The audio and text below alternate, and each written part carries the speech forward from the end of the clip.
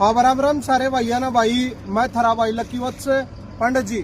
तो लाडले भाइयों, आप जिसे भाइयों के सहयोगता वीडियो शेयर करता है इन माइया खातर जो सी पन्नी खावा कूड़ा खावा ना बोल के बता सकती, ना लिख के बता सकती, ना इनका जोड़ी ये मांग के खा सकती। आप जिसे भाइयों के आशीर्वाद है इन माइया खातर जो हरे चारे की भोजन व्यवस्था होने लग रही है। आज की व्यवस्था भाई अपने लाडले भाई हैं भाई अमन कौशिक, सचिन शर्मा गाँव टे आता है। इन भाइयों ने इन माइया खातर हरे चारे की भोजन की व्यवस्था करवाई है।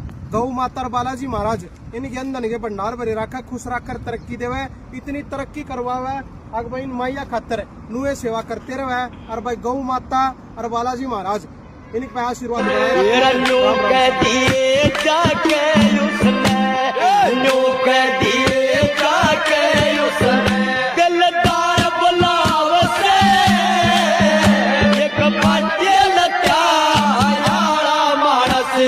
बात